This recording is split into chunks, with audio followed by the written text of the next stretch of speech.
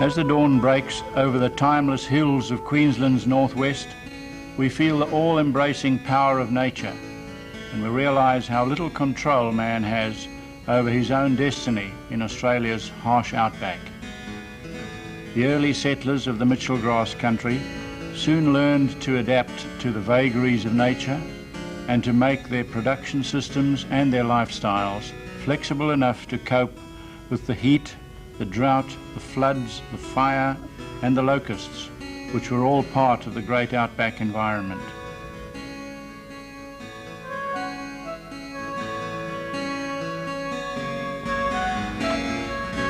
This harsh land has broken many people who would not bend to meet nature's changing moods. But those who stayed and prospered did so because they adapted to nature's demands. This region has been the home of several uniquely Australian developments.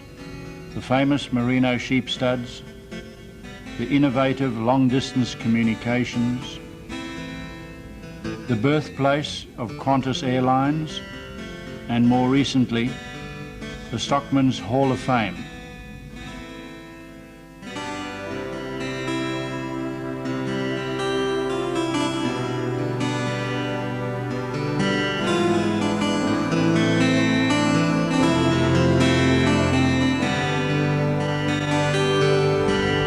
Beyond the bitumen, the rough and dusty roads lead across the vast grassy plains and past the hard rocky hills to isolated homesteads where rugged individuals have carved a family property out of some of the world's most inhospitable country.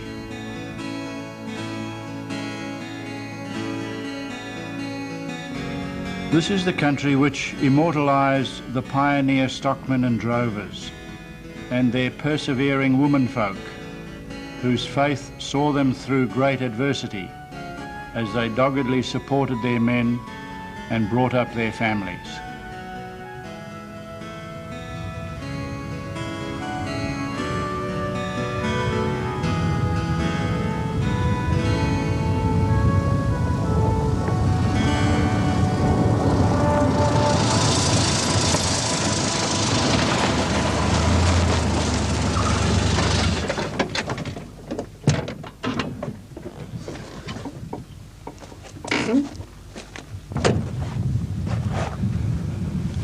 We're at the property of Charlie and Ann Phillott, about 100 kilometres southwest of Winton in North Queensland.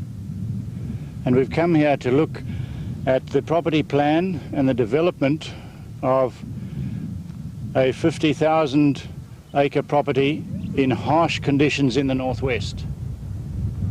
This is mostly wide open Mitchell grass plains with ranges of hard spinifex jump up country giving the runoff that is used in the Keyline plan on this property down on the heavier soils where the best grass growth is to be obtained.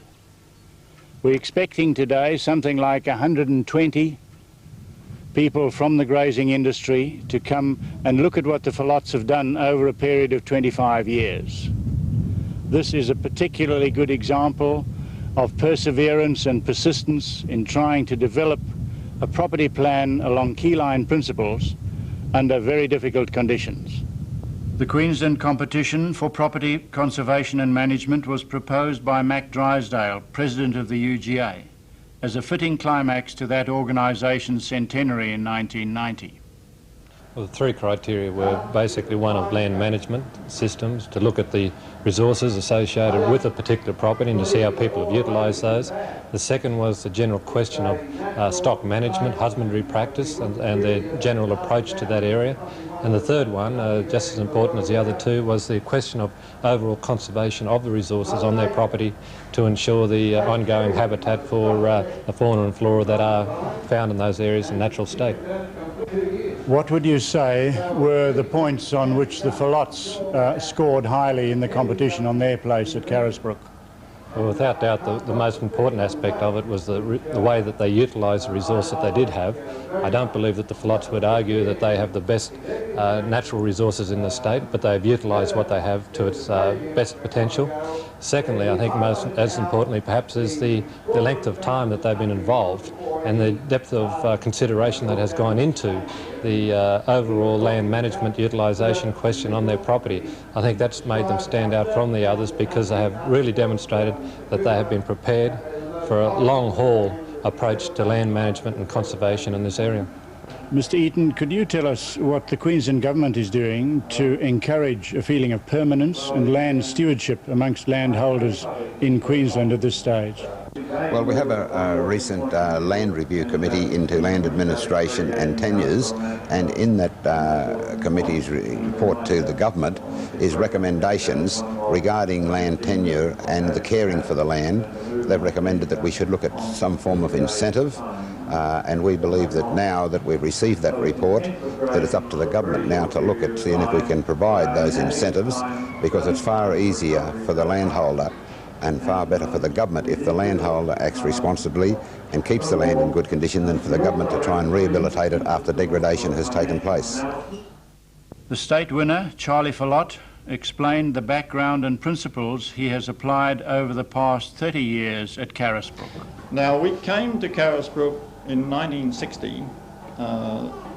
Times were fairly dry. They were dry years, and over the first few years we did notice that the only resource we had that we weren't able to use was the water that flowed down these watercourses. You can see the hills here on my right that shed a lot of water, and that water flows across this valley and through the ranges on my left down here. We did investigate the more orthodox systems of controlling water, of irrigating land. We found them to be absolutely and completely uneconomic and impracticable, or impractical to implement in this part of the country. We were given a book on Keyline. The principles employed in Keyline allow you to begin your development, to begin to receive some benefit from the work that you do right from the beginning.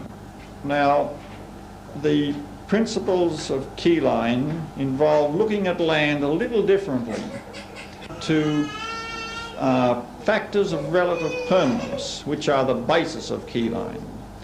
And there are 8 of these factors, and I'll list them off for you as climate, land shape, water control, farm roads, trees, fences, buildings, and soil.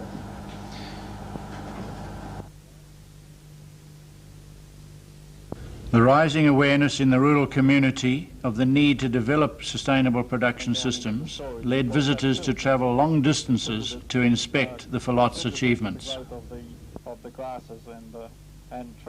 There was special interest in the way in which the runoff water from the hard rocky hills was channeled into the Keyline flood irrigation scheme. The most important element of the scheme is the positioning of the diversion banks, which have the dual purpose of transporting runoff water to the storage dams and of ponding water on scalded areas behind the banks. Keyline dams are built off the waterways to reduce the amount of siltation. One of the most striking benefits of these banks is the way in which scalded clay pans in the ponded areas have developed dense stands of Mitchell grass. Although this area only receives 12 inches of annual rainfall, runoff from the hills can be a very valuable resource if it is controlled and spread on the most productive clay soils of the plains. Through a series of banks and dams, Charlie Phillott is able to capture all the runoff from Carisbrook in 2 large dams and use it effectively in the lower lying areas. Homemade valves and sluice gates control the flow from the dams along the supply furrows and into the parallel bays banked up in the grassland. The whole idea is, as Paul Yeomans put it, to slow down the water so that running water is made to walk. With properly planned and maintained banks, all the water that falls on the property is caught and used to grow fodder and stabilise the landscape. In addition, the soil is being developed and improved from clay pans to good pasture.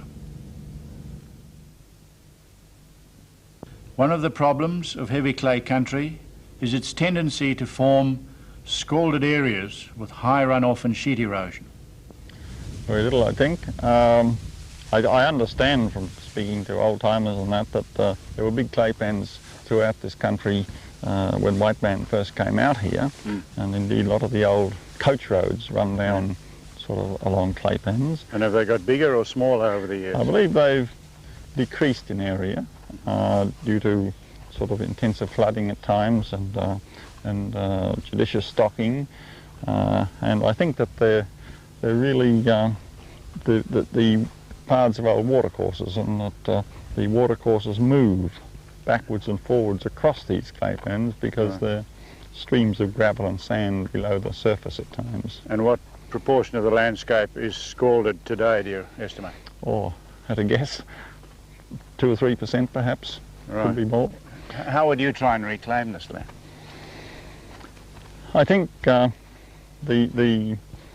most economical way is to pond water on these clay pans, and how long would you want the water to pond there? How many days would you see is long enough? As long as it just goes across it, I would think a matter of an hour or two is ample. Charlie, tell me about the ripping that you do as part of the Keyline plan. How do you rip, and why did you choose this implement? We rip the soil for 2 reasons, Brian, in Keyline. The first one is to aerate it, to open it up, and secondly, we use the cultivation because of the pattern we follow as a method of water control, of spreading the water. And the reason why we employ this implement here, or use this implement here, is because it's been designed really by Yeomans in conjunction with the Keyline system to just tunnel or aerate the soil. It doesn't turn it over, and it hardly disturbs the surface. And how deep on those does it go down? What depth do you like on the tines themselves? We plough probably between 8 and 12 inches here. In terms of drought resistance and productivity, Australia's Mitchell grass country is some of the best in the world. In Queensland's northwest, this grass has been the cornerstone of the wool industry for over 100 years. Charlie, how many kinds of Mitchell grass are there here? What's this one, for instance? I think that's curly Mitchell. Right. And the other ones? And we have curly Mitchell and hoop Mitchell and bull Mitchell. Just the 3? Just the 3 that the major species in these areas. They all grow equally well? The curly Mitchell grows very well in these harder areas and harder country, and as you see here, the stands become established fairly rapidly in this ponded area, or in this flooded area, I should say, and it's really opened up, because it has such a great extensive root system, the Mitchell grass. I believe it's a wonderful tool for opening up a clay pen if you can just get it to germinate on it. Right. And you still get the Flinders grass and the button grass coming in between, as it does on the unflooded country? Yes, and we just have to walk in there a bit further, and we'll see that there's quite a good balance of pasture. Now, what happens to the little salt bushes in between and the blue bushes? Do they still stick around here? Do you get that herbage? Well, they're not. They're fairly extensive where there's no perennial grasses, but still there's still traces of them always. I think that when you create the right conditions, the pasture is always balanced. It's when we destroy the natural conditions and they deteriorate, then it causes imbalance in the pasture. Right.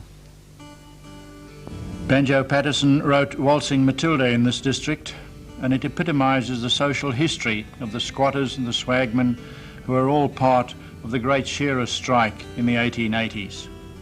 Merino sheep expanded in the Winton area as soon as permanent waters were developed, but their numbers and their hard hooves had an ecological impact which this area could not absorb without upsetting the balance of nature. The sheep numbers on Carisbrook have been very carefully controlled, and conservative stocking over 30 years has paid off in terms of wool yields per sheep and eliminating the need for drought assistance. the next generation of Phillotts can look forward to reaping the benefits of Charlie and Ann's stewardship.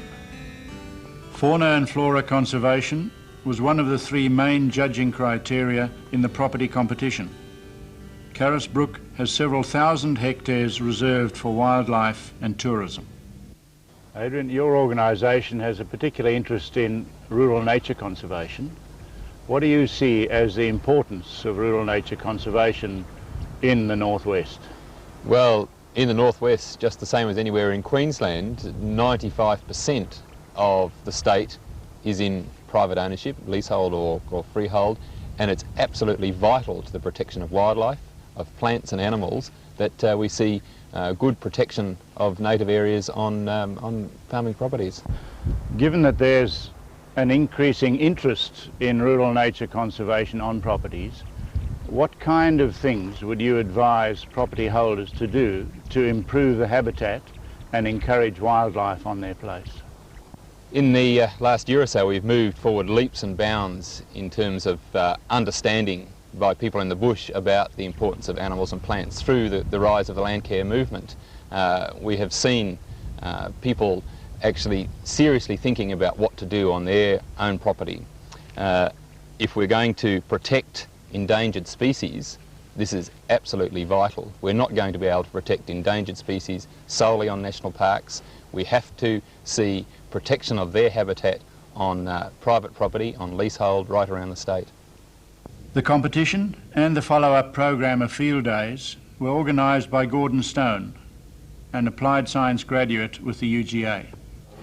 The response to this competition was very slow to start off with, but the response ultimately was very gratifying. Something like 70 entrants statewide, and we felt this was a tremendous response. As we predicted, most of the entries initially came from the southern parts of the state, where Landcare is a known and well publicised issue.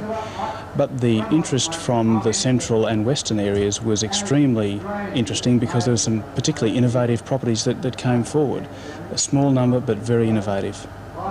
The follow-up to the competition might be as important as the competition itself. What do you see happening from here on in?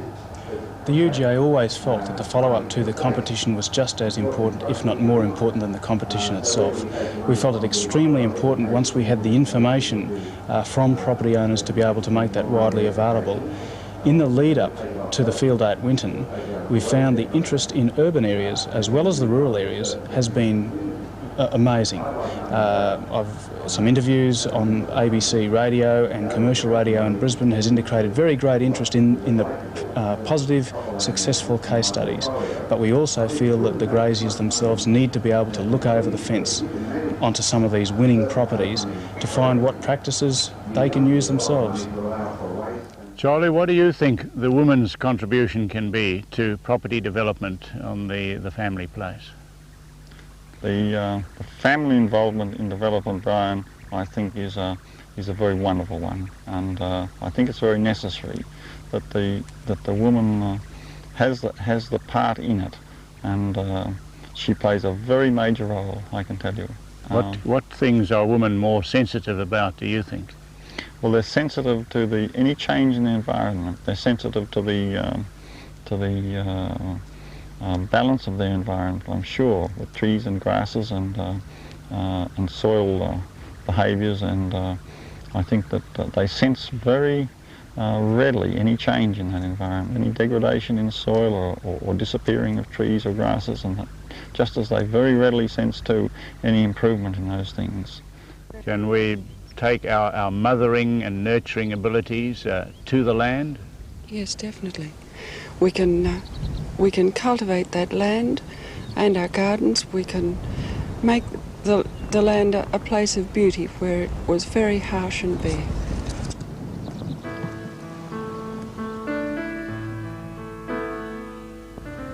The images which most Australians have of environmental protection or nature conservation or land use are usually of forests and woodlands in the humid coastal areas. But 3/4 of Queensland is semi-arid, and this country can't use tree planting and conservation farming schemes. The principles of sustainable production, of using land within its ecological limits, and the control of stocking rates are the real issues in the dry country. The native plants and animals of the dry pastoral country are well adapted to their harsh environment. We too must learn to adapt, and our rural production must be in balance with the natural capability of this environment. This means realistic stocking rates and property sizes large enough for permanent living areas for the landholders who we expect to hold the nation's land in trust through their land stewardship and their animal husbandry. Good land use entails both full use of the land's potential and protection of the land's long-term productive capacity. Economic hardship has led to additional pressure being put on the land to produce more than it can sustain. Australia now needs policies which plough back a greater proportion of our wealth into maintaining these productive resources.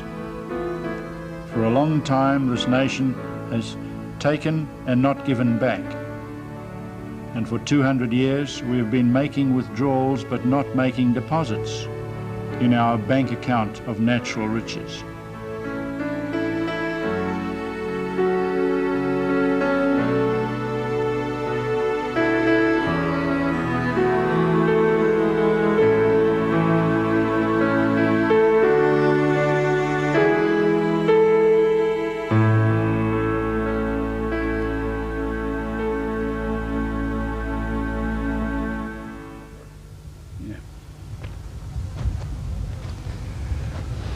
So we've learnt a lot of things from the Phillotts today about their property, but what are the lessons that we can take with us from a day like this? Today, Landcare means many different things to many people. Out here in the harsh outback, Landcare consists of good stock management and the full use of the limited moisture that we have. It's important at this stage for city dwellers and rural people to recognise that there are many different ways in which landholders and others can contribute to improving our land, improving its productivity and its stability. As we go forward in the first years of the decade of Landcare, we must take up in each shire those important land problems that need attention.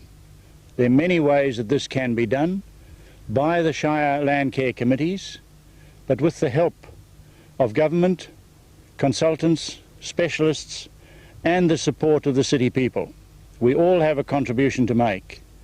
And I believe that with the kind of example that has been set out here by the Phillotts, we can all not only learn how to go about this difficult task, but what our contribution might be so that we gain not only a better understanding of land stewardship, but that we all embrace the land ethic in its full practical implication.